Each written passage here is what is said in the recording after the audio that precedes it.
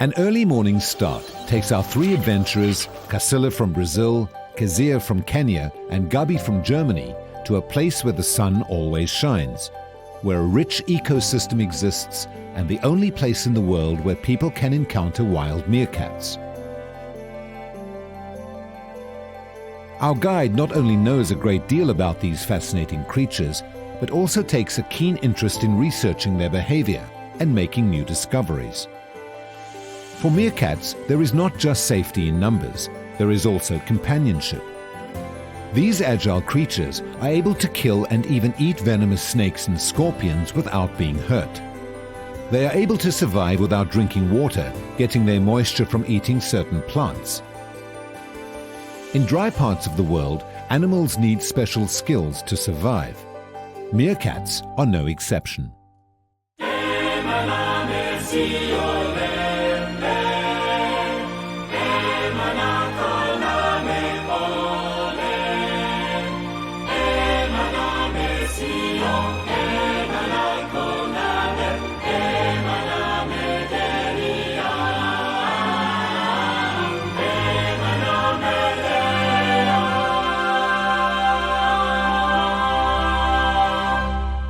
Hello and welcome once again to Animal Encounters.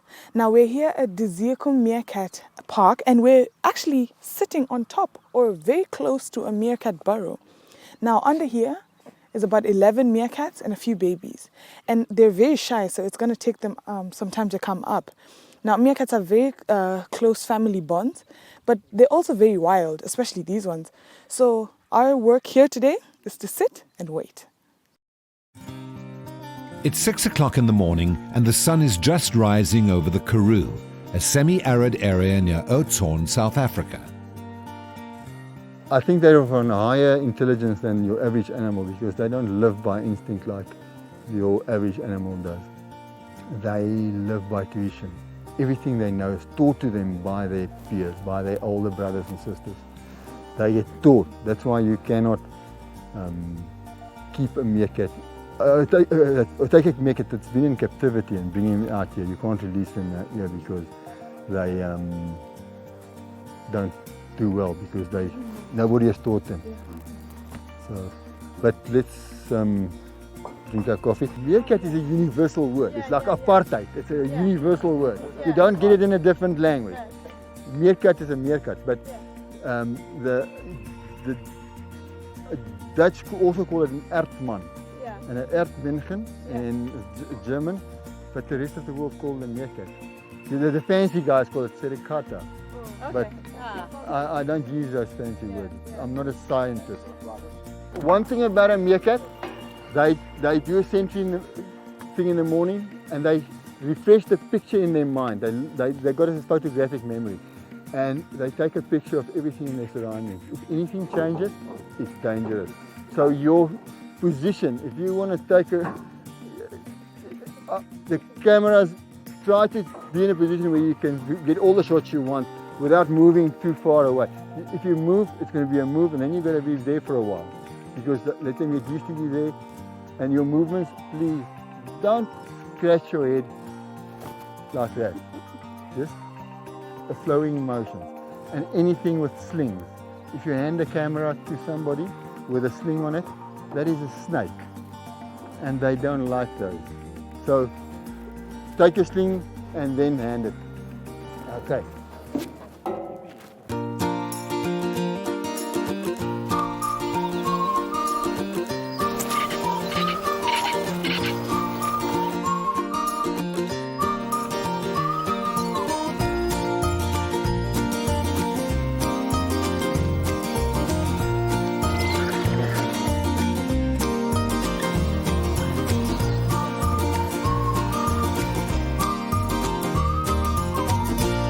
In those clouds you can see a little hill sticking out. Now that's where I started my research. It's just over the horizon there's a murky three peaks, little peaks sticking out. Now that's where I started with my research. From there to here in a straight line without including this massive military training base which I can't go in. That side of the base and this side, I've worked with 9 different groups of meerkats. So there's 9 different, just in line here, I'm not talking that direction, I'm just talking this line. This is the area I've worked in. The weather is good, it's warm, they might come out any moment. So listen for my voice. If I say stop, where you are, freeze, let them, the one that comes out first, just get used to you and then move further, but go on with it now. Average family size is between 20 to 25. That's an average meerkat size. Then you get your super groups that's like 50, but they're not sustainable. Under 20 is a sustainable group, and this group was 6 when I found them. They've grown up to 13. I've lost 2 in the meantime, 1 to predators, 1 to a boyfriend, gone off to start their own family, and then she's now had babies the 25th of last month, which is 2 weeks ago, and the babies come out the first time in about 3.5 weeks. You see them for the first time. D.V. Glenister loves the Karoo. He loves the wide open spaces, the fresh air, the beautiful mountain ranges and the sunshiny days, of which there are an average 330 per year. D.V. runs a company called Meerkat Adventures. On most mornings he takes guests out to see the wild meerkats. Habituation took him around 6 months. He would start at 300 meters and then come closer and closer until the meerkats accepted him. Later, he was able to bring guests for close-up encounters with the meerkats. Not much research has been done on meerkats, and so D.V. has a keen interest recording new discoveries about meerkat behavior. I feel so privileged to be here because this is the only place in the world that you can come so close to wild meerkats. Finally, 2 meerkats made their appearance from the burrows beneath the ground. Was it 2 of the 3 musketeers, 3 babies. The dominant female is the second one from the left, and then the one away from those 2 standing, the one on this side is another mature female. That's the only mature female in the group other than the dominant female, and she's also lactating at the moment because there's babies. Mature females in the family are not allowed to breed, but they have the function of raising their mother's young. They even lactate and feed their babies. There is no such a meaning to the word Suricata, but the closest related word to that is surrogate. They are surrogate mothers to their mother's young. That is my conclusion.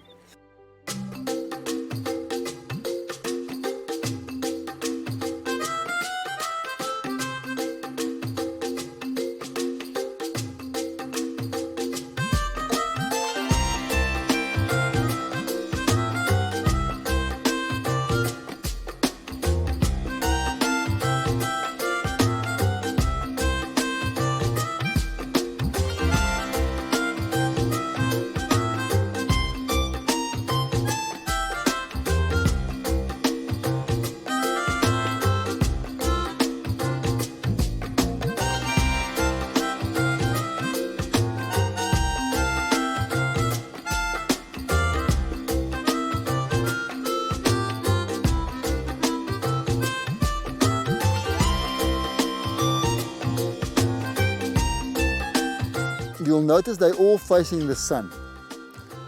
They are regulating their body temperature. Even though they're mammals and they can shiver like you and me to generate heat, shivering burns fuel, and that fuel is body fat. They do not carry body fat. So when they shiver, they burn body fuel, body tissue, and that will then take much longer to rebuild your body tissue than body fat. So they can't afford to lose any body tissue. They've got a built-in solar panel in their tummies area, which have got a lot of veins and blood vessels. The skin is darker on their tummies, and they're facing the sun. It's a very sensitive such a thing. If I go, and if I want to move a meerkat's position, I can control them in a way by just get Look at the first meerkat closest to you. I'm going to move her from the position she's standing.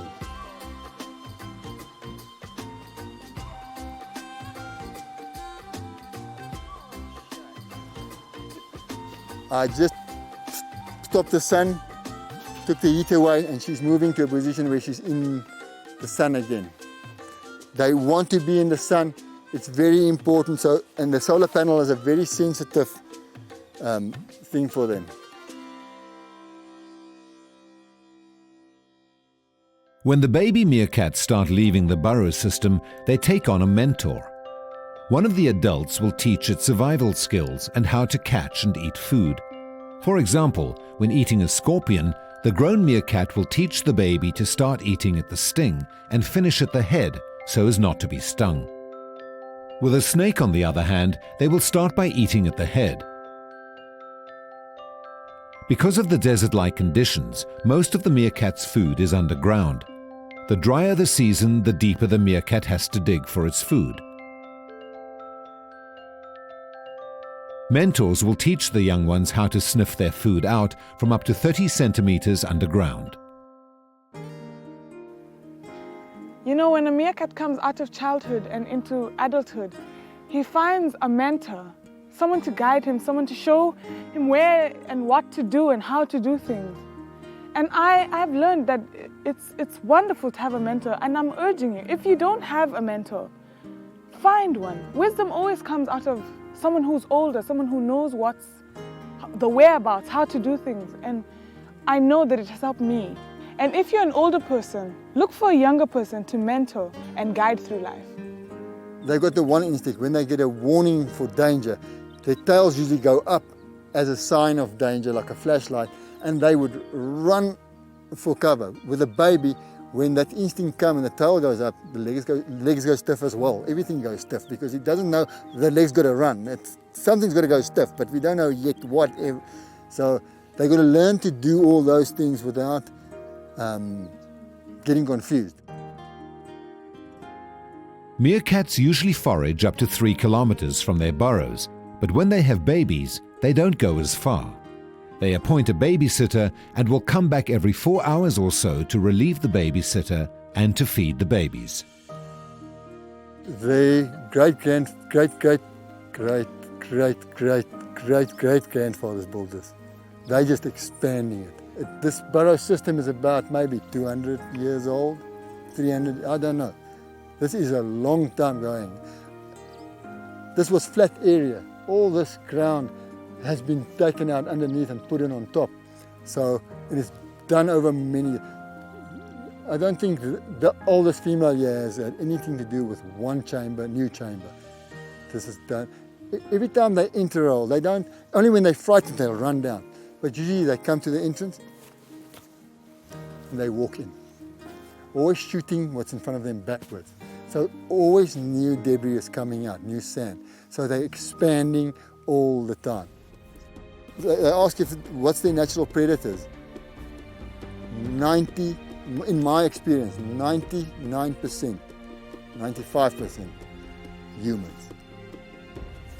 I've lost one meerkat that I don't know to what, and I'm assuming it's a prey animal because I haven't found the body.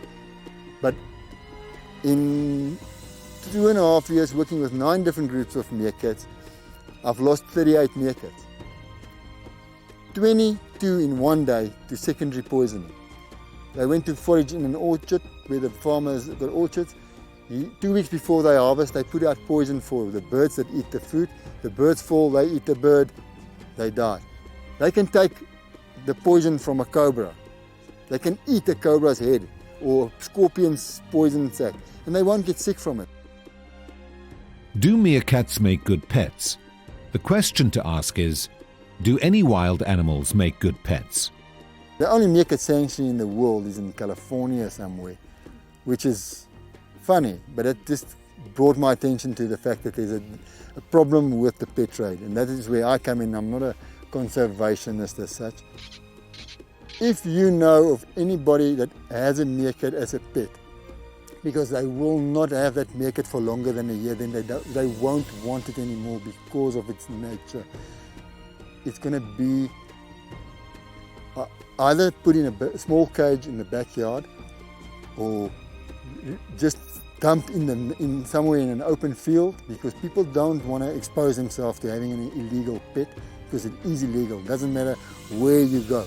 I know some American states you don't need exotic permits for exotic pets, but it is illegal to have a meerkat because it carries rabies. If it eats a rotten animal, it can carry the rabies, and it bites you and you got the rabies, you can die. The thing is to do is contact a local nature conservation officer and say there's a meerkat, and they should take it away. They unfortunately gonna euthanize it. The Zika Farm is 8 kilometers from Oudtshoorn. On the Mossel Bay Road, we have stunning mountains right around. The Zika also have stunning views on the Olifants riverbed. There's lots of fish. We can hear the fish eagle pair every day. Other activities we have is bicycling, fishing. You can walk around in safety. I started about 10 years ago with the guest house. It was a normal house, and gradually I renovated rooms and then add more and more. And this is a whole package. I love what I'm doing. I love people, cooking, interior designing. I also love to spoil people a little bit. On the 2,000-hectare farm of Dezirku, the Meerkat project is being run.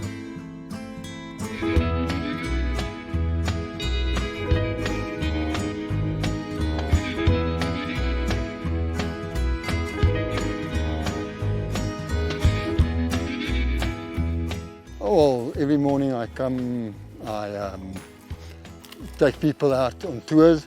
Then I would usually go back home, have breakfast, and I will come back in the afternoons and then come and observe them while they're foraging, because that's the best time on my own with the meerkats. No interference from the tourists, and I can then study them better.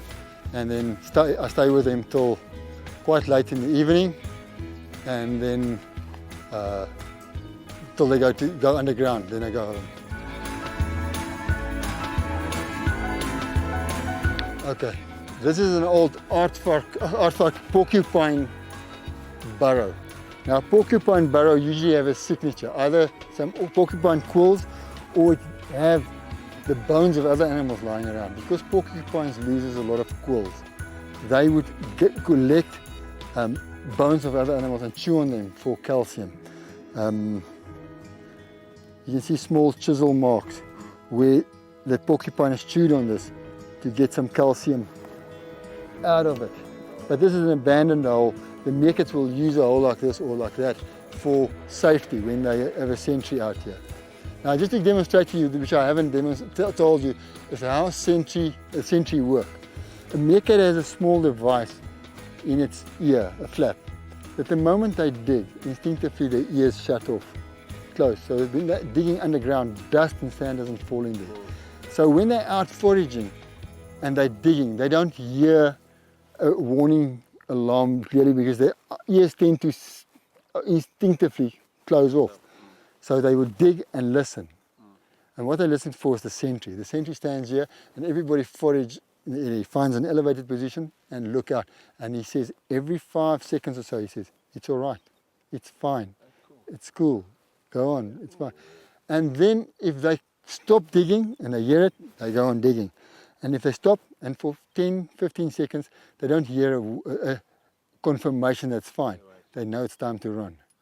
Because the sentry has either been taken by a predator or has gone down a hole. This is their water bottles. You can see the water coming out of it. This little succulent plant, they get moisture from their food, the insects, but that's if you never believe in God, come work in nature, you'll see God. He has designed this so that their water, what they can drink, the plant that they can get their water from, grows mainly on their burrows. If you look, this specific succulent plant don't grow out here in the bush, in the veld. Right here around the mountain. You can see where it's elevated. You can see the color of this plant. And it's just where the ground is elevated where the meerkats have been disturbing the soil. We asked Devi if we could come to the farm and do some filming of the meerkats as they come home to their burrows in the evening. When I came down, I saw some movement over there. It looked like something when I was up there, but the distance is too far. I couldn't be sure. At first, he wasn't sure. The meerkats were not used to people besides himself coming at that time. He cautiously agreed. What are the chances of them not coming back home today? Yeah, they have to. There's babies. If there's babies, they have to come back. We waited and waited. Would the meerkats return? What if they didn't return and then we would feel responsible for the predicament of the young?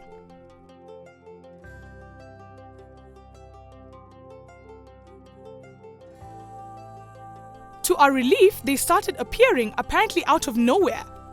Can you see them? Right here. They're coming down the road now.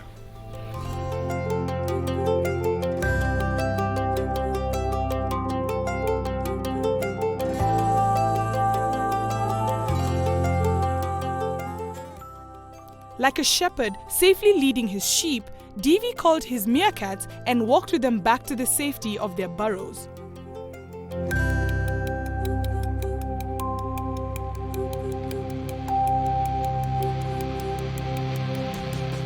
I was amazed at how the meerkats trusted Devi. They trusted that the strangers he brought to observe them every day are not going to harm them. I observed a very deep trusting relationship here between man and beast.